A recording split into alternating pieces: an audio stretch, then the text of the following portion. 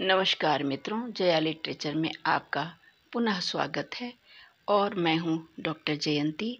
आज मैं आपके लिए मनु भंडारी जी की कहानी खोटे सिक्के लेकर प्रस्तुत हूँ। तो चलिए कहानी का आनंद उठाइए। आशा है आप सब लोग सकुशल और सानंद होंगे। जी, इन्हें कहाँ रखूँ? एक सहमी सी आवाज़ पर सब घूम पड़े। देखा, एक छोटा लड़का थैली हाथ में लिए भयभीत सा खड़ा है। क्या है इसमें? कड़क कर मिस्टर खन्ना ने पूछा। आवाज में ऊंचे पद का गर्व बोल रहा था। जी, खोटे सिक्के हैं। वहां मेरा बाबा खोटे सिक्के चुन रहा है, उसी ने भेजे हैं। डर के मारे लड़के के गले से पूरी तरह आवाज भी नहीं निकल रही थी। तो इन्हें यहाँ क्यों लाया है? जा, उधर ले जा। झिड़क कर खन्ना साहब ने लड़के को भगा दिया है। हर बात को जानने के लिए बेहद उत्सुक छात्राओं के दल में एक ने पूछा, टकसाल में खोटे सिक्के कैसे आए? स्वर काफी मीठा था। निरंतर बड़ी बड़ी मशीनों की कर्कश आवाज सुनने के आदि खन्ना साहब को लगा जैसे किसी ने मिश्री घोलकर कानों में उड़ेल दी हो। क्रोध और रौब को एक ओर हटाकर होठों पर मधुर मुस्कान और आवाज में स्निग्धता लाकर बोले, देखिए, बहुत सावधानी के बावजूद कभी कभी बहुत सारे सिक्के बिगड़ ही जाते हैं। जहाँ सिक्के ढलते हैं, अगर उस मशीन में जरा सी भी खराबी हो जाती है तो सारे सिक्कों की शेप बिगड़ जाती है और फिर उनकी गिनती खोटे सिक्कों में होने लगती है। टकसाल वाले करते क्या हैं इन खोटे सिक्कों का? एक ओर से प्रश्न आया। चला देते होंगे और क्या, देखती नहीं बाजार में कितने खोटे सिक्के चलते हैं? बड़े ही शौक ढंग से दूसरी ओर से शंका का समाधान हुआ। जी नहीं, खोटे सिक्कों को हम चला नहीं देते, वापस टकसाल में ही खपाते हैं। जो चीज़ हमारी टकसाल में खोटी होती है उसकी जिम्मेदारी तो हमारी है, उसे बाहर क्यों भेजेंगे भला? खन्ना साहब ने इस ढंग से कहा मानो बता रहे हों, देखो हमारी नैतिकता को। हमें क्या इतना गया गुजरा समझा गया है कि अपनी गलती को दूसरों के सिर मढ़ दें? खन्ना साहब टकसाल के उच्च पदाधिकारी हैं। वे गाइड का काम कभी नहीं करते, पर परसों जब उन्हें सूचना मिली कि लखनऊ से किसी कॉलेज की छात्राओं का एक दल कलकत्ते के दर्शनीय स्थानों को देखने के लिए आया है और वे टकसाल देखने की भी अनुमति चाहता है, तो सहर्ष अनुमति देने के साथ ही दिखाने के लिए वे स्वयं ही तैनात हो गए। ठीक 11 बजे बस पर से करीब 20-22 छात्राओं ने 2 अध्यापिकाओं के साथ टकसाल में प्रवेश किया। रंग बिरंगे दुपट्टों और विभिन्न प्रकार के सेंटों की मिली जुली सुगंध से जैसे एकाएक ही वहाँ मधुमास आ गया। बड़े तपाक से खन्ना साहब ने सबका स्वागत किया और बड़ी विनम्रता से अपना परिचय दिया। उससे भी अधिक शालीनता और विनय से परिचय दिया अपने पद गौरव का। फिर एक बार सतर्क नज़रों से सबके चेहरों को पढ़ा कि उस पद का रौब आंखें फाड़ फाड़ कर अपने चारों ओर देखती, खुसर फुसर करती, एक दूसरे को ठेलती उन लड़कियों पर भी पड़ा या नहीं। इसके बाद टकसाल का संक्षिप्त इतिहास बताते हुए उन्होंने अंदर प्रवेश किया। एक चपल सी छात्रा ने अपने स्वभाव से भी अधिक चपल दुपट्टे को काबू में रखने का प्रयास करते हुए कहा, हमारी तलाशी नहीं ली जाएगी टकसाल में? सुनते हैं कि यहाँ घुसते और निकलते हुए सबकी तलाशी ली जाती है। आप लोग तो हमारे मेहमान हैं, मेहमानों की भी कोई तलाशी लेता है भला? वह तो यहाँ काम करने वाले मजदूरों की तलाशी ली जाती है, मुस्कुराकर खन्ना साहब ने कहा। सबसे पहले वे एक बड़े हॉल में पहुँचे जहाँ कई भट्टियाँ बनी हुई थीं। इन भट्टियों में कच्ची धातु को गलाया जाता है। यह कहकर जैसे ही खन्ना साहब ने एक भट्टी के मुंह का ढक्कन खोला कि भट्टी के पास झुंड लगाकर खड़ी लड़कियां झटका खाकर 2 कदम पीछे हट गईं। आग की एक लहर जैसे सबको झुलसा गई। खन्ना साहब ने बताया, यह तो साधारण भट्टी है, आपको बिजली की भट्टी भी दिखाऊंगा। उसमें तो आप बिना रंगीन चश्मा चढ़ाए देख भी नहीं सकती, लगता है जैसे सूरज सामने उतर आया हो।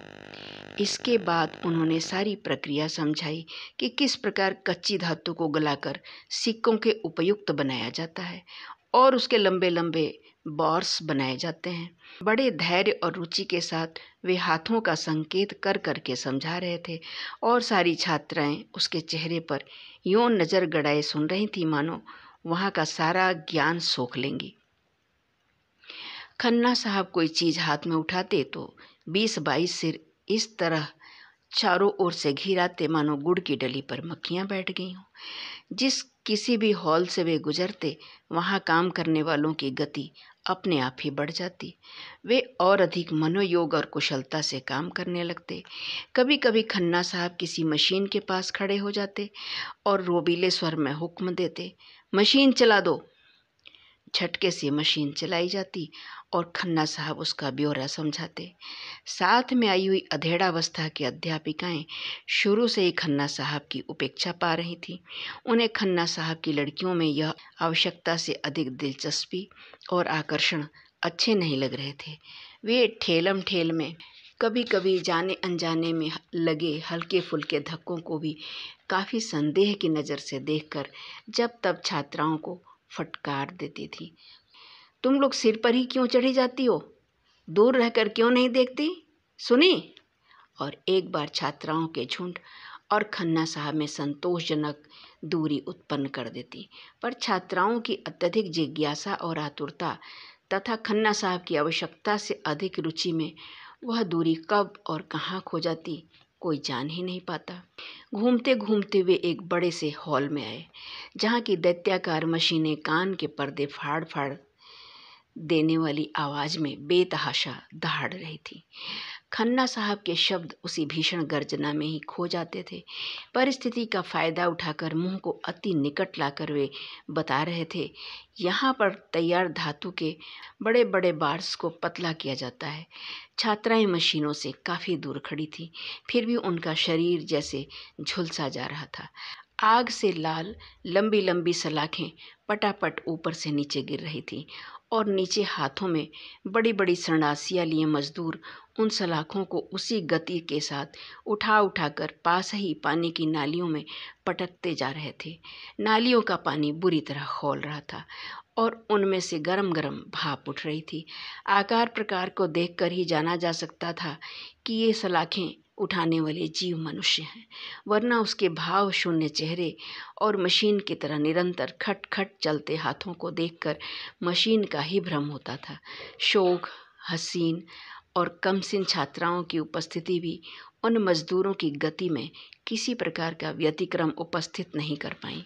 वर्षों से निरंतर मशीनों के बीच काम करते रहने के कारण वे सामनी समा और बासंती बहारों को शायद भूल चुके थे।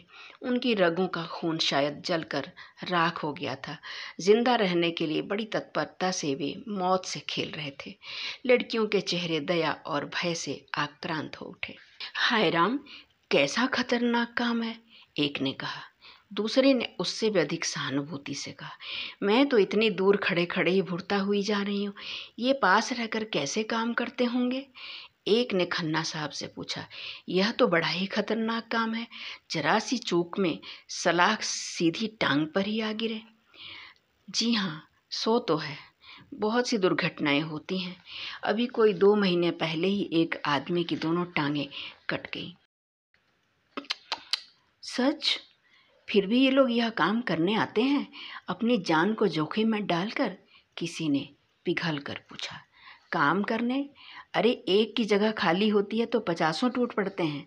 आप जानती नहीं हमारे देश में इंसान की जान बड़ी सस्ती है।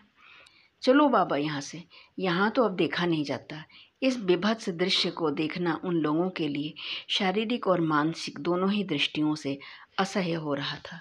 वहाँ से चलकर उन्होंने एक एक करके सब देखा कि किस प्रकार तांबे के इन मोटे मोटे बारों को पतला किया जाता है, फिर पैसे के आकार के गोल गोल टुकड़े काटे जाते हैं, उन पर राजकीय मोहर और सन की छाप पड़ती है, उन्हें साबुन और सोडे के पानी में धोकर साफ किया जाता है, फिर 5-7 आदमी बैठकर ढेरियां बनाकर अपने सधे हाथों से खोटे सिक्के चुनते हैं और उन्हें बकौल खन्ना साहब वापस मिंट में ही खपा दिया जाता है। और यह सब देखते देखते लड़कियों के ताज़ा गमकते चेहरे क्लांत होकर मुरझा गए। वहाँ पर उन लोगों के लिए चाय और जलपान की व्यवस्था भी थी। 2 नौकर खन्ना साहब की आज्ञा में प्रतीक्षा में हाथ बांधे खड़े थे। नाज नखरों से पली ये लड़कियाँ, जिन्हें कभी गरीबी की अभावों की छाया ने भी नहीं छुआ था, मजदूरों की उन विभत्स झांकी को देखकर बड़ी आतंकित हो उठी थी। बैठते ही पूछा, इन मजदूरों को तनख्वाह क्या मिलती होगी? 60 रुपये मासिक। आदमी वो 60 रुपये की खातिर अपनी जान जोखिम में डाल देता है? एक ने अपार आश्चर्य और दहशत से पूछा। संसार को मात्र किताबों के द्वारा जानने वाली इन अनुभवहीन छात्राओं की बुद्धि पर खन्ना साहब मुस्कुरा उठे। गद्दीदार कुर्सियों पर बैठकर रसगुल्ले और गर्मा गर्म समोसे खाती हुई उन छात्राओं का दिल मजदूरों की दुर्दशा पर करुणा से पसीजा जा रहा था। तभी बाहर से एक औरत के रोने की आवाज़ से बातों का क्रम टूट गया। खन्ना साहब की भौहों पर सलवटें उभर आईं। परिस्थिति समझने के लिए वे कुर्सी से उठे ही थे कि एक मैले कुचैले कपड़े पहने, आंख नाक से पानी बहाती बुढ़िया भीतर चली आई और खन्ना साहब के पैरों पर गिर पड़ी। घृणा से खन्ना साहब ने पांव खींच लिए। गुस्सा उनको इतना आ रहा था कि यदि ये कोमल शरीर और उससे भी कोमल दिल वाली लड़कियां उस समय वहां न बैठी होती तो उसके सिर पर कसकर लात जमा देते। कड़क कर खन्ना साहब ने पूछा, कौन है तू? यहाँ कैसे चली आई? तभी रोकता थामता चपरासी आ गया। उसने बताया कि 2 महीने पहले जिस मजदूर की दोनों टांगें कट गई थीं, यह उसी की स्त्री है। स्त्री रोते रोते सिर पटक पटक कर हाथ जोड़ जोड़ कर कह रही थी, उसे कोई छोटा मोटा काम दे दीजिए सरकार, नहीं तो हम भूखों मर जाएंगे। बैठे बैठे वह खोटे सिक्के चुनने का काम ही कर देगा। दिमाग खराब हो गया है? जिसके दोनों टांगें नहीं है वह क्या काम करेगा? चलो हटो यहाँ से, मौके बेमौके सिर खाने आ जाते हैं। अब कहाँ जाएं सरकार? 20 साल तक आप लोगों की नौकरी की, आपकी नौकरी में ही टांग गई। अब कहाँ जाएं सरकार? हम पर दया करिए, नहीं तो बाल बच्चे भूखों मर जाए।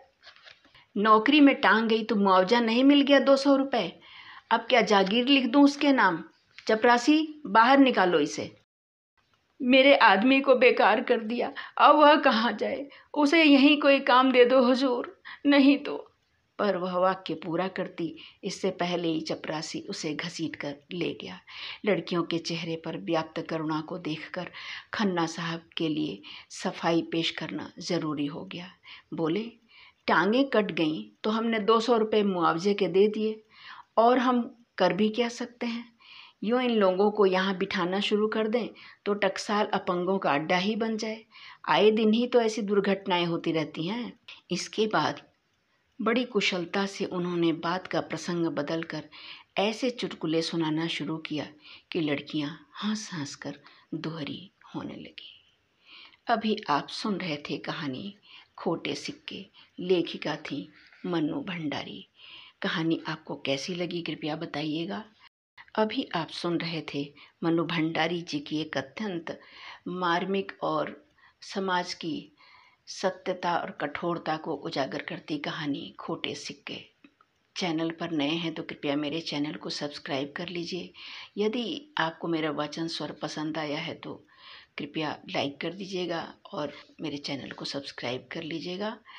आपका दिन शुभ हो। बहुत बहुत धन्यवाद आपको। नमस्कार।